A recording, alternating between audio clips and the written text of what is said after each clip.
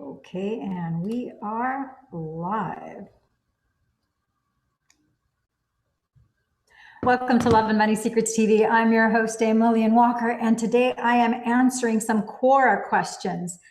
And I want to thank you, all of you who have faithfully come to my QUORA page, and there's over 6,000 of you in the last 30 days that have been viewing and requesting questions and answers to your questions. So today I'm going to answer several more. I'm going to see if we can do about a 15-minute video here and answer several of your questions. Okay, so the first one is here. The question says, am I a bad and selfish person for thinking it would be best if I temporarily walked out on my family, wife, 2 kids, 16 and 17, go on a journey somewhere and try to cure my depression and reverse my obesity because of my depression? I'm so glad that you're asking this question before you make an impetuous decision and do something that you might regret later. So because you're asking me, I'm going to answer this. And my answer to you is, yes, it would be a bad, and yes, it would be a selfish thing for you to do if you temporarily walked out on your family, your wife, your 2 kids that are 16 and 17 years of age, and go on a journey somewhere and try to cure your depression and reverse your obesity because of your depression. The damage that you would do of creating the feeling and the trauma of abandonment, of betrayal, of broken commitments would have far more detrimental effects on you and them moving forward than any benefit you might gain if you happen to succeed when you go on this journey, and if you are successful, assuming that you're able to successfully cure your depression and reverse your obesity and so forth. So you made a commitment. You entered into not just a contract, it was a covenant, it was an oath, it was, you obviously loved your wife, which is why you married her. The feeling that I'm getting from this is that you do love them, but you feel that you're not the best version of yourself. So what I'm feeling that I need to give you a little bit more counsel than just give you a yes or no to this. The answer is yes, it would be bad and selfish, and no, I would not recommend that you leave and do this. Instead, I think you may want to have a sit down with your family. This may be scary for you. This may be very unnerving to you, but these are the people who love you, the people who, this is your wife, these are your kids, no matter what. I don't care how badly a parent behaves with their children, even children who have parents who are horribly abusive, they still love their parents. So I'm going to recommend that you have a family meeting and say, look, it's no secret that I have a tremendous amount of depression here. I'm not feeling good. I'm not feeling good about myself. I'm not feeling good about the interactions here in this family, but I want to ask for your guys' love and support. And I just want you to have faith in me. And I want you to hold the vision in your mind of me as the person that I want to be for you. And then describe to them the person that you want to be. And then perhaps before you sit down and have this meeting with them, tell them, okay, my goal is I want to be, I don't know how tall you are, but let's say I'm 5'10". I want to weigh 180 pounds, and I want to be, firm muscle. I want to lose the weight. I want to feel good about myself. I want to be fit. I want to do this so that I live longer rather than shorter. I want to make myself feel better. I want to be happy. I want to be joyous. I want to be the provider, protector of this family. And I want to do right by all of you because I love myself enough to know that I deserve this, and that when I'm able to create this for myself, that I'm creating that also for our family. And as the head of this family, and as I'm being accountable to my partner, and I'm being accountable to this family, which is an organization. I owe it to myself, and I owe it to you guys to be the best version of myself. And they may be stunned, they may be shocked, they may hem or haw, but say, listen, I need your love and support. And believe me, this will pay, this will pay all of us back in spades. So I just need you to suspend your disbelief. Whatever my history has been, that's the past. I'm drawing a line in the sand today. And then I'm going to encourage you to get on Amazon. I don't care if it's a used book or a new book, but I want you to order Breaking the Habit of Being Yourself. And I am actively doing a nightly read, review, and apply of the principles that Dr. Joe Dispenza teaches in breaking the habit of being yourself. Because you have to break the habit of being the you that you've created in the past that led to your being in this moment, the person who is overweight, who is obese by your own words and own admission, who is depressed, who is not sad, who is really not standing in their own authentic power. I'm going to tell you, you probably don't realize this. Most people who are depressed don't recognize that you have unexpressed emotions and you have unexpressed and blocked energetic creativity inside your body that's ricocheting, sucking the life out of you. And so the thing is, you need somebody outside of you to give you that guidance.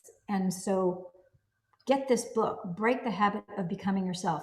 Join us every night. If you can't make it at 9 p.m., watch the replay. But get the help that you need. The book is going to be your handbook. It's your handbook, your guidebook, and it's going to be your textbook to become the truest, most complete expression of who you truly are, who you always were, but right now that's buried deep inside you. And you're numbing yourself. That's why you have obesity. You need a thick layer between you and the world. You're probably a super sensitive person. You probably are trying to give your wife a reason not to like you, to not be attracted to you. You're probably shielding yourself. It's a numbing mechanism.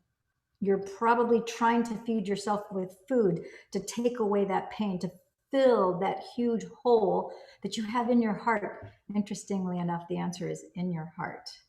So I could go on for the next hour giving you pointers and giving you guidance, but I think you would be best served in just taking this short response for now, and then maybe go to my YouTube channel, check out the first 7 chapters that we've done on breaking the habit of being yourself. After you're done with that, then I'm going to encourage you, as we're going through that book, to apply the principles in that book. Reach out to me if you need to. In the comments below, this is an open forum classroom that the entire world can participate. But make no mistakes, this video is made specifically for you, for a party of one. I'm not making this for hundreds or for thousands. I'm making it for you. And you are going to be the Superman. You are going to be the champion. You are going to be the hero. Your children are going to learn, not by the words that you say, but by the actions that you take. Your wife is going to fall head over heels, crazy, madly, passionately in love with you as you go through this journey. And as you become that person that you crystallize in your inner eye, in the motion picture screen of your mind. And you're not alone. You have at least one other person who is here to help you get there. In fact, you have more than 2 people. You have not only the love of your family, but you've got me online, and you have Dr. Joe, who has already spelled it out. If you don't know anything about Dr. Joe Dispenza, after you're done with this video, go on YouTube and do Dr. Joe testimonials. Make no mistakes, this works. All those people who have given those testimonials, they can't all be lying. Those are real flesh and blood people who have experienced things that would make your skin curl. So there's hope. And I'm excited for you because you're watching this video right now. You reached out to me on QUORA, so you want help. Make a decision today, right now, in this moment. And I'm excited because you are watching this video. You are reading the response on QUORA, and you are going to be an incredible inspiration to thousands of other people. Because I know that sooner or later, I'm going to get a testimonial from you, and we're going to get a before and after.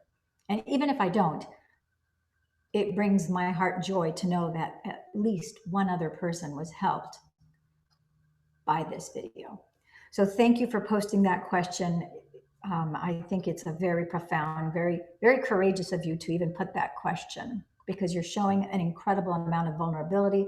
You're expressing emotion, and your heart knows. Your mind knows, but your heart really, really knows. And so we're going to help you connect your heart to your mind, your heart to your consciousness, to help you separate your ego that's been beating you down. You don't have to go through that anymore. The relief is here. Lastly, check out the Health Neuro Reset in less than 3 minutes. If you physically feel pain anywhere in your body, and I suspect that you do, anyone who is overweight, they oftentimes have back pain, they have hip pain, just because of the additional weight that you're carrying. Sometimes it's shoulder pain, neck pain. You might have pain in your feet, maybe every time you take a step, whatever, wherever it is that you have pain, you can use the Neuro Health Reset. It's not even 3 minutes for you to identify where you have pain and dissolve it in that moment. Again, I'm here for you. Write your questions, your comments, your concerns, and we'll go from there. Okay, thank you for that question. I think that's going to help a lot of people. And I want to hear about your progress. I really do. I wouldn't be saying it if I didn't. Okay, so thank you. Next question. How does a man feel after a breakup, and how does he deal with it? Does he often think of his ex after breaking up? Okay, well, you're asking me how a man feels, and I can't possibly tell you how a man feels because I've never been in this lifetime. I've never been a man. What I can tell you is that I have a lot of friends who are men. I've had a lot of employees who are men. I've been married once. I've had a boyfriend. I have 2 brothers. I have nephews. I have 2 sons. And so I do know a thing or two about men.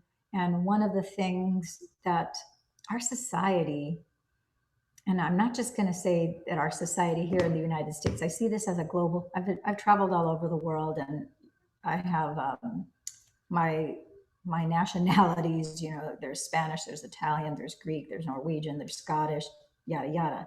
So this is a phenomena that is around the globe.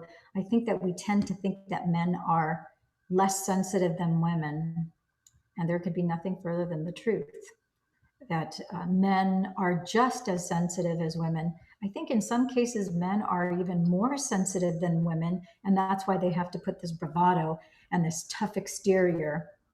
Oftentimes what I've seen are men who are super macho. They are super sensitive inside, which is why they have to talk loud, and they have to be very assertive, and they have to be very masculine. And it's because they're trying to hide the fact that they're like cotton candy on the inside, and their feelings do get easily hurt. And like I said, I have 2 sons, I have uncles, and I have close relationships with my uncles. I have been very blessed. I'm one of those human beings and girls who, I have an uncle who used to live here in California, and my dad he's one of 7 kids. There's 2 sets of twins, and he's one of 2 sets of twins. And I've been always very close to my uncles as well as my aunts, and where I actively, you figure 7 uncles and aunts, it's like, wow, that's 14 people. Well, I have always actively called all 7. Actually, there's one that I don't, because I never really got to connect with him for whatever reason. So 6 out of the 7. And I actually do engage communication with them and speak to them, and love to hear from them and check up on them to make sure that they're fine. And I remember my uncle, my dad's twin sister, when she passed away, my uncle was widowed, and my aunt and my uncle were my godparents. And so when my aunt Noemi passed, my uncle Cheo survived her. He's my godfather, and I've always loved and adored him. He's always been so incredibly good to me. And so up until last year when he passed away, it's choking me up a little bit, so I'm sorry about that. I remember, how after she passed, how eventually in due time, then he took on a girlfriend and he kept her until he, passed. And he was in his mid 80s when he finally passed. It's just been in the last 12 months. And I remember him telling me when I got divorced, he said, my nickname is Leela. So he said, he goes, don't wait too long after your divorce. He says, we're here to be loved. And he goes, you're a beautiful woman. You should find a relationship where you can love someone and they can love you. And it's not good to be alone. And he goes, you don't have to rush, but don't turn love away, is what he said. And just take it one day at a time. And so I do believe that after a breakup, I think, yeah, women have a bear of a time. We do have, I think, if we stop thinking about this as men and women, that there's a differentiation, just identify with the other human being like one soul to the other. That other person, we're talking about, does a man feel a breakup? Think about it. His mother knows his heart. A mother is connected to her child in a way that no one could really understand other than a mother, because there's this energetic bond which can pull and push you and can uplift you. Hopefully, if the connection is healthy, it can really uplift you. If the connection isn't healthy, then of course it could drag you down. But a mother who's had sons, as tough and as masculine as a son may be, a mother can feel the son's heart. And so I know from my boys, it's like my boys are not callous. My boys are not indifferent. My boys are not, they're sensitive. Their souls are sensitive. Their hearts are sensitive. And they're very spiritual beings. And so even men, I think, who don't want to let on to this aspect of themselves, I think a man is fortunate if he has at least one or two friends, maybe someone of the same sex, and then hopefully his girlfriend, his fiance, his wife, his partner, that one person that he can truly connect heart to heart and feel safe enough to share those emotions, because it's unhealthy to not have that aspect of yourself revealed. We all want to be acknowledged. We all want to be seen. We all want to be cherished and appreciated for the real person that we are, and not just the one that runs around, in public with a mask on, because for business. And I got to say that business really requires a certain air that you want to give off to the public and so forth. And that being said, some of the most powerful people that we are witnessing that are doing some incredible things for this planet and for humanity are people who've been able to take some of that mask off and say, okay, let me show you some of the wounds that I've had, and let me show you some of the emotions, that I feel, that I have felt, and how that humanity really helps them relate to others. I can think of two people right off the bat. They both happen to be women. And one is Oprah Winfrey. We know the turmoil, the trauma, the drama, the hurt, the pain, the anguish, all the reasons why she should have not been successful. By all means, we'd have said, well, yeah, you don't expect her to be successful under those circumstances. And yet she was able to turn that around. And it was standing in that vulnerability and in that authenticity that she actually found her power. And that has she has created herself to being one of the most successful women in every area of her life, not just one. And then the other person I was going to mention is Dr. Brene Brown, who the same thing. She openly shared her walk of being vulnerable with emotions and what vulnerability and shame, what's at the core of that, and what does that mean, and how we can use that in our lives to actually empower ourselves and be the best versions of ourselves, but also know and be judicious as to not everybody deserves to see all of our vulnerability. There's only a select few, maybe one or two. You're lucky if you have one, two, super lucky if you should have 2, 3, 4 or more. But not everybody deserves for you to completely be open and vulnerable with them. That is something that is an earned trust, that based on how you continue to behave, as you are able to handle it appropriately, then more can be given to you. And so, yeah, does he often think of his ex after breaking up? Yeah, he's a human being. So I can't speak for all men, but as one human being answer another human being's question here, I would say any person that breaks up with an individual, of course, you're going to think about that person after the breakup. Shortly after the breakup, maybe you think about them all the time, but as you heal and as you make no mistakes, if you don't do anything to heal, you're going to stay in that same energy. You actually have to take action steps to heal yourself.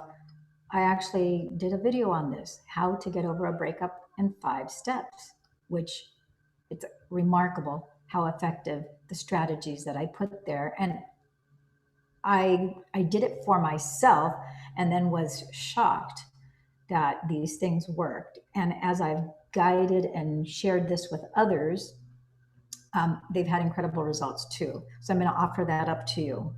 So my heart goes out to you. You're obviously going through a breakup, and it's not an easy thing to do. But the good news is that that happened not at you, but for you. It was a mirror to show you certain things about you and about the other person. And when you get your head screwed on right and you get the right perspective about that, and you see the lessons that you were supposed to learn, that there's no way you would have learned otherwise. Sometimes in life, the only way we're going to learn something is through pain. We tend to, there's the pain and pleasure response. We move towards pleasure and away towards pain. And sometimes it takes pain. It's pain with a purpose, but sometimes it requires us to experience a certain amount of pain before we will change our perspective, wake up and see things that we didn't want to see about ourselves and perhaps about the other person, and then gain the clarity. And as you walk away and no longer have the emotional triggered response of anger, of sadness, of all those charged emotions, and now you just retain the wisdom.